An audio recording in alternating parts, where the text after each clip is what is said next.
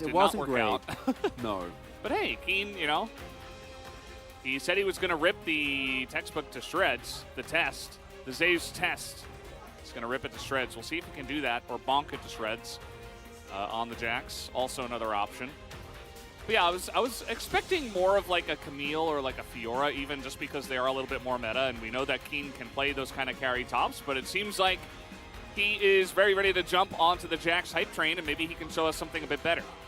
Do you feel like the composition of KT is somewhat more disjointed? When you look at T1, it's very clear what it wants to do, has a lot of different modes. Whereas for KT, if the solo lanes fall substantially behind, I think that they don't offer nearly as much, and just Wukong, Lulu, Zeri isn't enough to win teamfights. We've seen a lot of Zeri comps kind of run into range issues, and with their pick potential being good, sure, their side laning good if they can find leads in their matchups, but overall the composition not having great hard engage, do you think they can run into some trouble?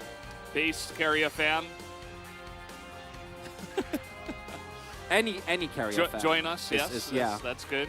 Early adapter Valdez. KT fan, hashtag BTS, hashtag Messi. I don't know what's going on there really, guys, to be honest. Got all the hashtags. All the popular ones. Yeah. Keep drawing as well. Hashtag, I don't know. This one says hashtag I cheer for BDD. Also a nice little hashtag there. Yeah, pretty straightforward from T1. They're not really thinking outside of the box, you know. No. It's very T1, very comfortable, and it works all together very well. It engages, it re-engages, really like the composition overall. I think a lot of pressure here on Keen in particular. If he can be a viable side lane threat, they might have an edge. Here we go, guys. Game number 1. Let's jump into it.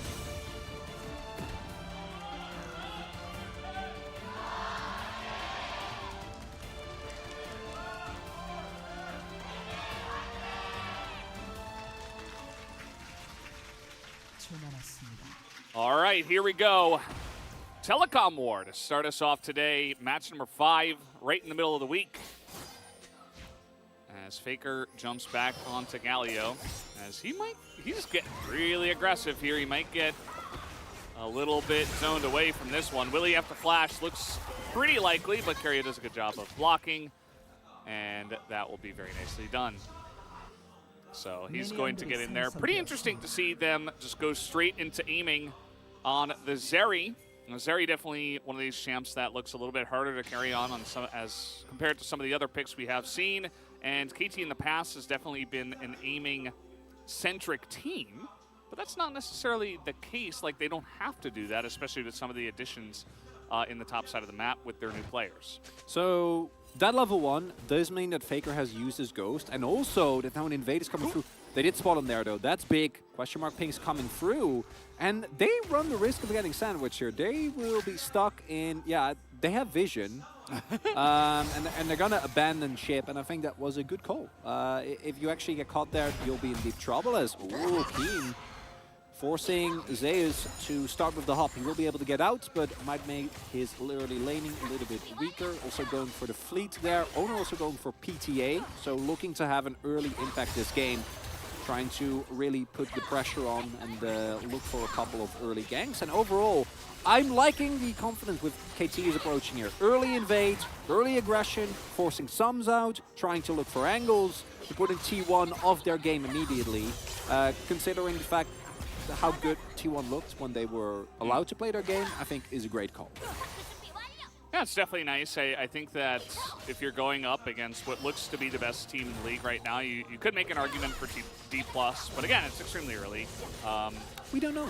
We don't know. We couldn't possibly know. When the two teams go head-to-head, we will we'll be very happy. It'll be very exciting, but also we will get a better look at who is better at this point in time, just straight up.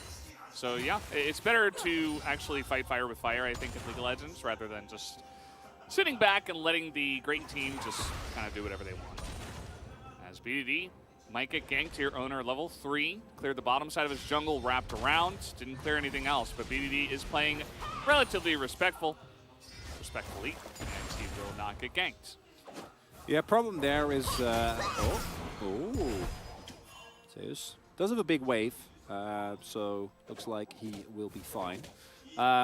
Wave shoving away from him as well, so wouldn't be surprised as Owner at the very least makes his presence known, trying to ensure that Zeus can shove out without getting in trouble, without getting ganked by Cuz. But yeah, the power of Scatter the Weak when you revive is unfortunately not something that you can really deal with. Yeah, this Jax counter pick, I don't pretend to acquire. I know you're not a Jax enjoyer in general. No, but yeah, I just actually hate it. Picking Jax when we've already seen that matchup be tough for Rascal, which I definitely think is one of our greater top laners that we have in the LCK.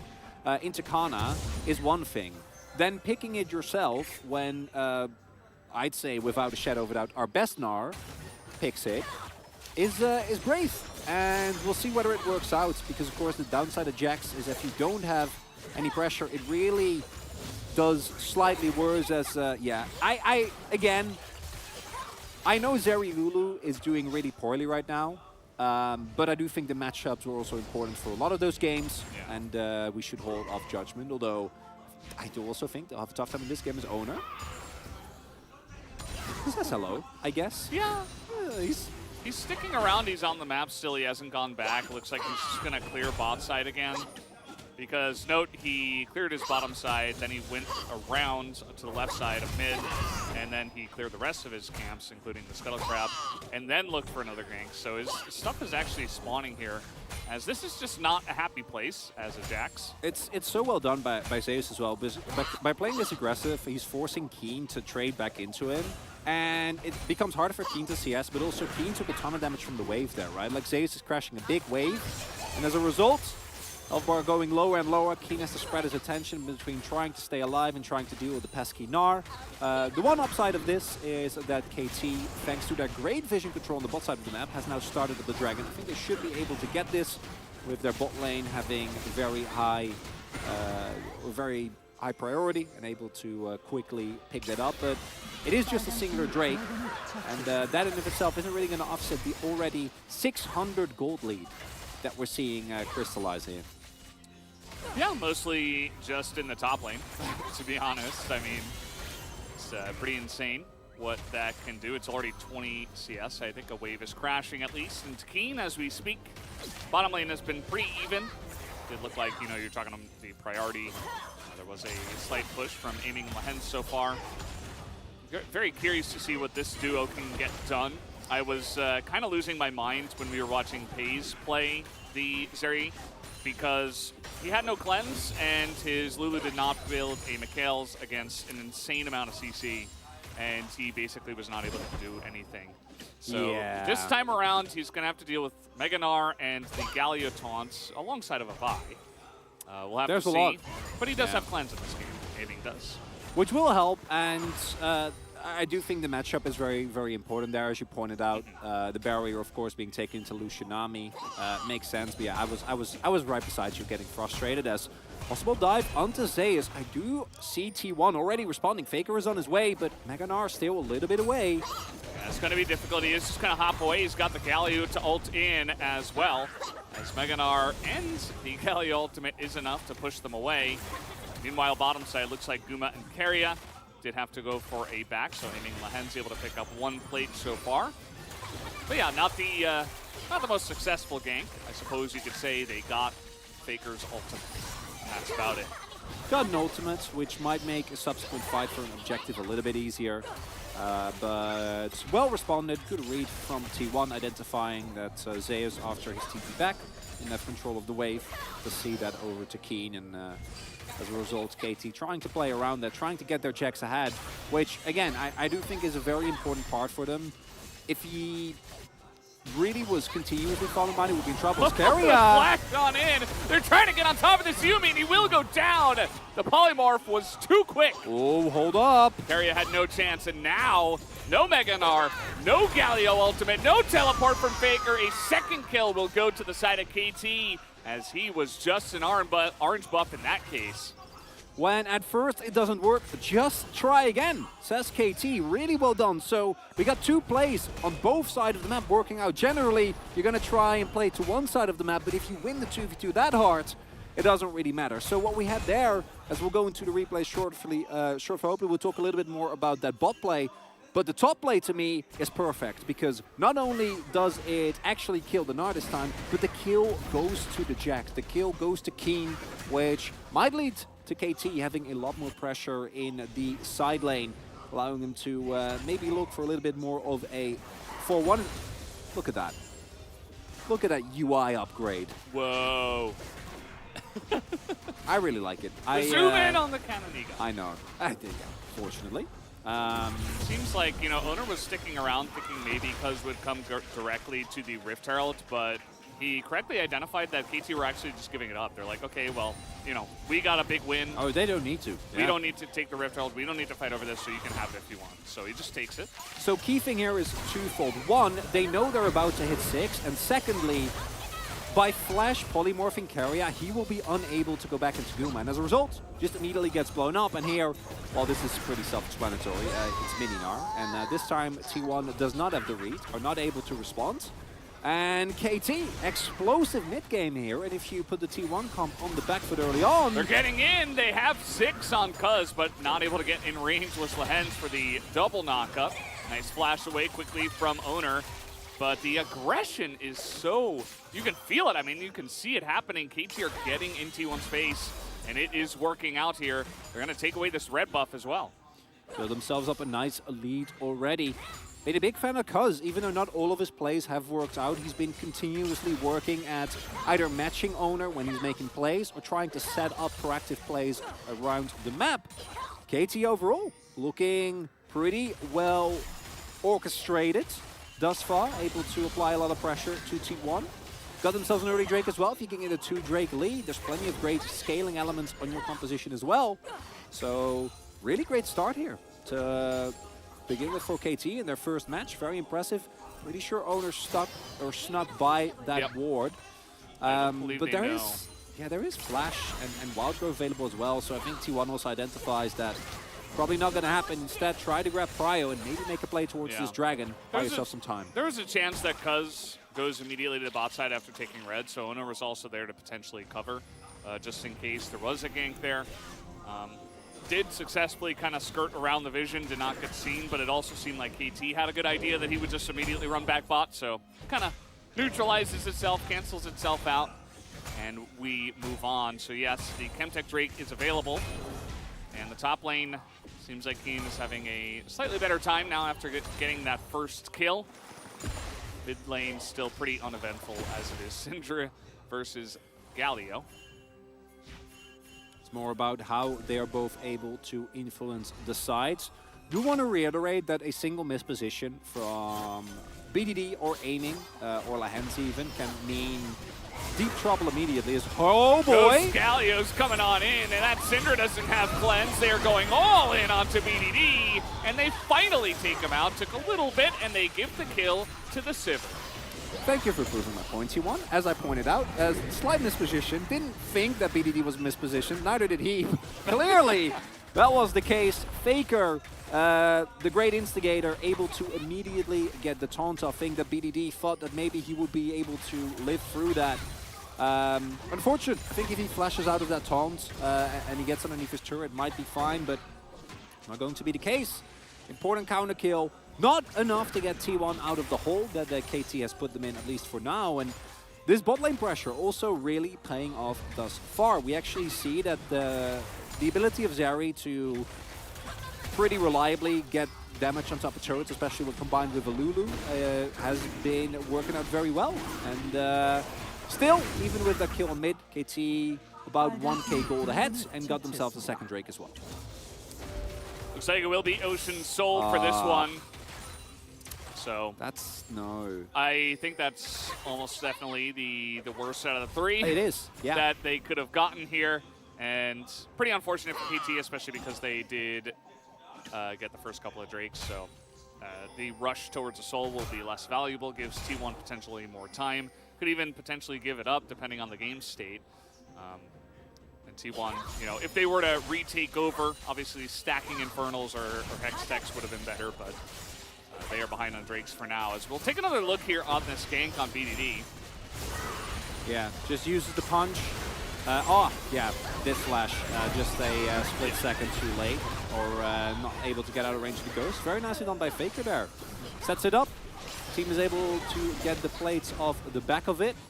And yeah, as you pointed out, Mountain, of course, you're playing into dive, so as KT, you'd be very happy with it. And Hextech is self-explanatory, always a very valuable Drake.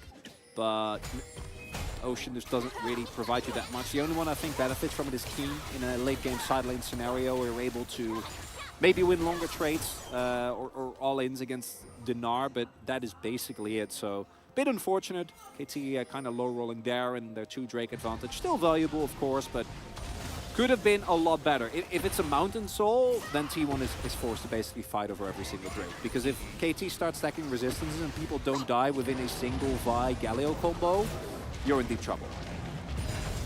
It's interesting how this game is going to come along. I think, you know, Keen eventually will get pretty strong. He's got a nice lead in the side lane, but I think this might come down to, well, I'm going to have to hold that thought as Cuz is alone. Thought he had some support there from BDD, but BDD just went back mid.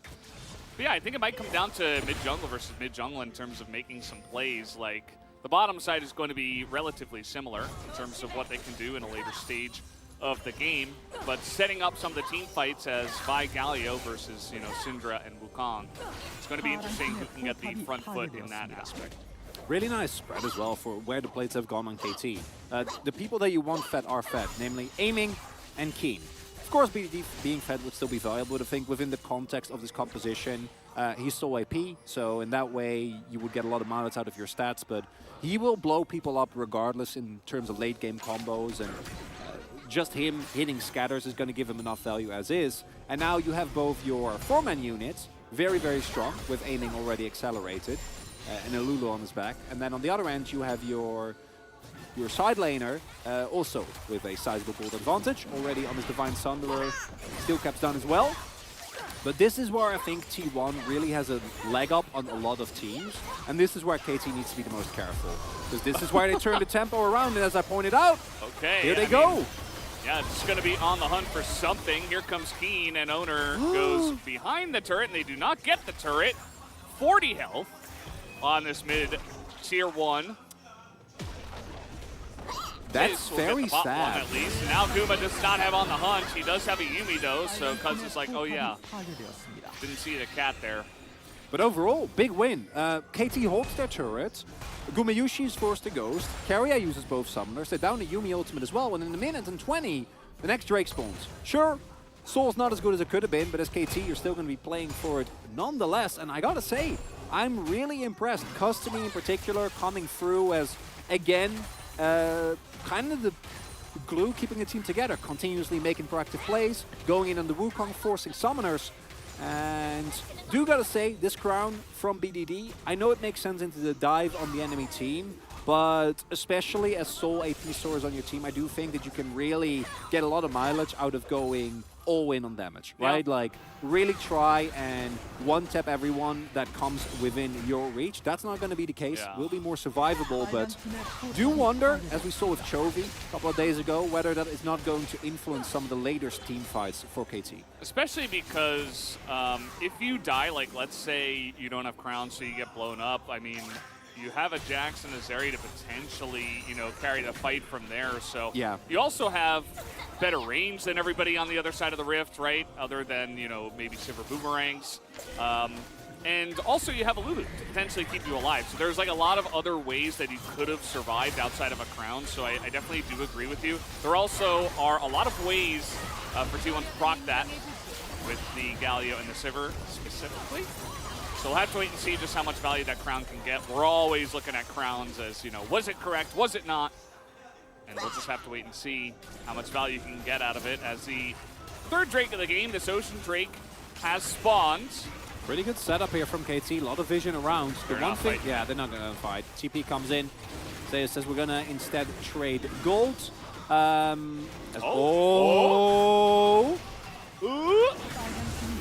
too clean from Cuz.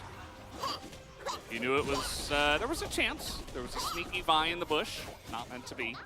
Well done. Very nice combo there, making sure that he gets the Q off. A lot of damage, especially with Sunder already finished. Ensuring that they get that. T1, I think the right call to make without a flanking position or without someone out of position. Straight up front to backing into KT that has a lead currently is very, very tough. Although the lead is slowly dwindling, so it's going to be more about what is the position either of these two teams can find. But KT is really playing by the book, right? Like, look at the vision set that they had around that dragon. The only thing they were lacking was bot side prio, but with the amount of vision that they have, they don't really have to be afraid nonetheless. And it's another look that we've seen from T1 in a while. They're perfectly capable of playing on the back foot, but really hats off to KT here in the first game, looking like they came very well prepared for today's match. It's pretty clear to see that they're not going to back down or take it easy against T1. You can't, yeah. And by taking it easy, I mean, you know, relatively. Kind of essentially assuming that you're not going to have a great time against them. So, you know, you don't fight fire with fire. You kind of like sit back on your hind legs and play more defensively, I suppose, is the better way to describe it. But, yeah, might enter a small lull state here. Has been a little bit of time before we have had one of these. But, you know, got a couple of hyper carries in the mid lane, farming. And as long as Cuz doesn't go for any dives, doesn't look like KT are looking for any plays, as they have set up kind of a 1-3-1 at this point in time. So what's new with you, Valdes? I know, but you know, maybe you want to enlighten. We haven't had any time on the casting desk yet together, so you know, we got a little bit of LCK downtime. Well, hold up. You say that, and here comes Owner, and this is the dive comp, but aiming is totally fine. As Faker's ult got canceled, there is the exhaust, immediately gets cleansed. Aiming still having to go forward. He will eventually go down, right? Right, he's gonna go down, no, maybe he will not. He is going to fight through to the end. And just because of that, T1 used everything to try to get the Zeri, and they could not kill her. KT take down 4, and now they will take the Baron. That might be a breaking point in this game here for KT. Beautifully done. T1 identify we need to kill Zeri. Unfortunately for them, KT is aware of this fact. Beautiful response. As we get into the replay later on, like, I really want to highlight how well of a job KT did keeping their Zeri alive. This is, of course, in full vision, and the amount of distance that's traveled is big, but as you pointed out already, that cancel from Cuz on Faker might be the difference maker. Because that is what buys aiming those crucial seconds, allows him to stay alive throughout all of this. Huge scan of the week, too, from BDD. Keeps him alive at the very end of his health bar. And if he dies, I mean, they don't quite have the damage. I mean, I think even if, at that point, if he dies, maybe, yeah. might still be fine. But now it's not just a win, it's a complete blowout. And just really well done by KT. Playing, maybe that was all the elaborate bait. Aiming, of course, had his summoners available. They had Lulu nearby. And now, we're down to Baron buff. The possible soul is spawning in a minute and a half. And for T1, I do think now your options are going to be fairly limited unless KT makes really big mispositions. Yeah. You shouldn't be able to chew through them and actually take down Zeri. You know what Cuz is going to spend all that extra gold on is a stopwatch. Because he listens to you know, he's been listening to the English broad. No, he hasn't. But I think it's a good idea, especially when you're the one guy on the team that's kind of having to frontline for the team, right? You're ahead. You're going to be in there first before anyone else, unless maybe Jax is joining. And even in that case, you're going to be setting it up. So just buys you that little bit of extra survivability in some of these team fights. As we do have the Seraphs finished second here for BDD. So extremely survivable is this Syndra. Yeah, he ain't dying. BDD will be completely fine. Also note the itemization, especially on the top half of the map. Keener and Cuz both going for steel caps. Because one of the downsides of Galio, especially if you don't get acceleration in early to mid game, is that his damage pretty negligible. Everfrost and Zhonya's very good in terms of utility as oh no, T1 tries to group up to try to fight this one. Now Owner is going to continue in. He immediately goes down. A little bit of hesitation from the T1 side, and KT's like, really? You want to fight us here? I don't know about that, buddy. As now Keen gets low, but they're just getting baited into this. KT are wiping the floor with T1 in this first one. And KT going to be able to push through here at the very least. Inhibitors are going to be broken, might even be looking towards the end of the game if they really want to try it. It's early still. They have Baron. Could be looking for it. Still 30 seconds of Baron. I think you go for it. I agree. Just don't overstep your bounds. Siege the turrets. See if he can make it happen. They're going to get this scat of the week onto Faker, who is looking for the engage. He is going to get a pretty nice taunt on the aiming here. Who's still alive? He's still alive again as both Nexus turrets go down. And KT are looking to back at the right time, but here comes the TP from the side of T1. This is why teams generally take it safely when going for these early pushes, as now here comes the Galio. The entire dive is going to hit the front line alone. Do they have enough? In goes Keen, as this Counter-Strike is only going to hit one, but Meganar will take him down. So T1 do get 2 extra kills on the backside of this fight. And that's okay, it keeps them in the game, but in of itself, not enough. And KT really tried to go for it. In the end, not going to be able to actually get the finish, but you sense the desperation here from T1. They're like, we got to try something. We can't just sit here, watch our base be taken. Unfortunately, in their desperation, they try to hard focus Keen, who says, I am Jax, I have Counter-Strike. Good luck with that one. And a Lulu to add. Aiming smells a couple of extra kills, and especially in these tight jungle corridors with the lead that KT has, it's really hard to play out for T1. And this is a great goal from T1. I do think KT very clearly doesn't have the cooldowns, doesn't have the resets to try and fight this. But what do you actually end up getting? You deny them the soul, which is nice. You get the bounty and you get 2 kills. It's good, but it's not, it doesn't put you back in the game just yet, right? Like you get, as you point out, the shutdown, get a little bit of gold, but you're still almost 6k gold behind. So gonna need a couple more of those. There's 4 stopwatches for KT. Owner's just dead again, I believe. He's getting pretty close. Aiming very, very close to taking him down. Does have to flash to get it, but still gonna be worthwhile. As Owner once again kind of left out to dry. It's kind of what it looked like in the last fight as well. Just trying to make a stand. You know, T1 needs to dive, but not looking too clean as in goes Faker. He's being kited. The Meganar gets stopwatch aiming! Puts on the Nikes and says, no thank you. I will not be getting taunted tonight. I will not be getting Meganar tonight. As there's stopwatch number 2. Faker goes in alone. He's trying to create a front line here for Guma and Keria, but it doesn't look like it's going to work. KT will be taking down the Nexus here in game number 1. What an impressive game coming through here from KT. Able to take down T1 with a composition that I thought had it all. Good engage, right? Good dive, but it's KT and not through T1 messing up, but for making proactive plays of their own. That bot side dive, the confidence of their Zeri and Lulu duo. Well, Hands and Aiming doing a wonderful job, and great first game here coming out from KT. Just thinking back to what I was saying in the draft, I'm like, you know, they really prioritize getting the Zeri here for aiming. A lot of teams are still liking that Zeri, but the fact that Aiming was able to come out here and kind of do 2022 once again and put the team on his back. I mean, everybody played really well, but it was nice to see them also going back to one of their old win conditions, alongside of having all these new win conditions. So just a great comp. They played it out really well. All the CC, the Lulu was played fantastically as well by Lahens just to keep everybody alive. But in my mind, Aiming just did a little bit too much. He also had some really flashy plays. So that would be where my POG vote goes, as BDD picks up win number 300.